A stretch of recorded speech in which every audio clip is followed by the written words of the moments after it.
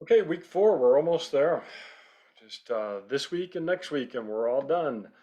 Summer flies by, so let's make sure that we're staying up with the videos and keeping up with the semester project. And before you know it, we'll be done. So this week we go over running. So we've done swimming in week two, we did cycling in week three, and now we're into running. Running is the sport that has the greatest risk of overuse injury and is often the hardest segment for athletes to do really well in. Far too often, triathletes are guilty of what we call overbiking the race. And that is that you really spend a lot of effort during a race to have your best bike split, when in reality, your best bike split may actually lead to your worst run segment. And there's often a joke out there that the Ironman run, the marathon portion, is often called the Ironman shuffle, meaning that a lot of times people are walking a large portion of the marathon portion of an iron distance event. That's typically because you've done something wrong during the course of the event, whether that's you swam too hard, biked too hard, maybe you didn't have enough hydration, enough nutrition, what have you. We're going to focus in on the run aspect, and I'm really only focusing on running. I don't have information on walking. I probably should add that in at some point. Walking is a different form of locomotion than running, and I do actually encourage people who are training for an iron distance event to also practice walking, because they most likely will incorporate some walking throughout the event. In fact, a lot of times when I talk with people who just want to finish an iron distance event, I actually tell them to incorporate hiking as part of their run training, hiking up and down hills, because you actually get a really good training load that way for the lower extremity that builds up that durability to complete a marathon distance, 26.2 miles, and recognizing that most of the people who will be completing an event are doing so with a large portion of walking. And by doing hiking versus running, you actually reduce your risk of overuse injury, so you increase your risk of getting to the start line healthy, which is really important. All right, so I have some information up here on using PowerPoint and adding audio into PowerPoint, because I have structured the semester project that you build a PowerPoint presentation and then you add your audio over that.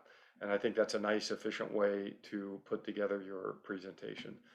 I've got some instructions on uploading to YouTube as well. And then I go into the kinetics of running. So I go through ground reaction force, and I really focus in on the ground reaction force. I don't really do much with drag force in running, even though that is a force acting on the runner. It does come into play when we are running into winds and with a tailwind. And I don't do much with slope force either, although running uphill and running downhill it's important to consider how the forces are changing, acting on the runner.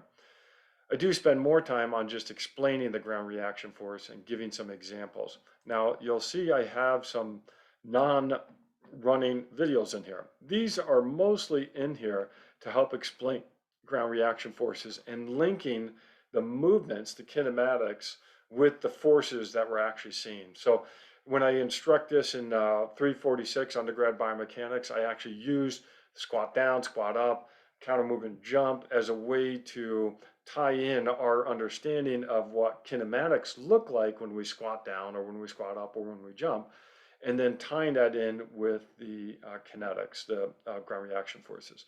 Running is a little bit difficult to start with, but if you have this good understanding of ground reaction forces, you can skip over these videos actually, because this is not the emphasis of the course. It's really on these components of running and the components of the ground reaction force for running. So I really dive into the vertical ground reaction force and the anterior posterior ground reaction force.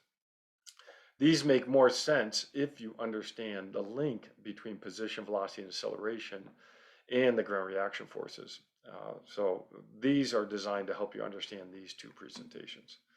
So I go more into the kinetic analysis here, a little bit more on profiles of running, more ground reaction force examples, And then I go into more of the immersion part. I talk about running shoes, which is a really big part of running and understanding the equipment that we use for running. I talk about impact testing. I give a presentation on why we run the way we run. I sort of do a bigger picture viewpoint of running biomechanics here.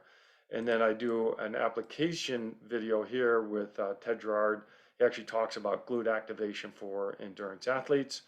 And then I give you a presentation where we talked with Hoka research and design folks, and that's sort of a fun discussion with them about shoe design. In your semester project, you're going to write up your draft answer for your project, and now you're going to start building those slides.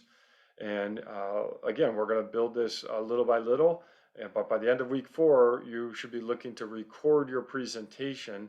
And again, this video up here will help with understanding that recording. We do exam 4, and then we head right into week 5, our final week of the semester. All right, thanks.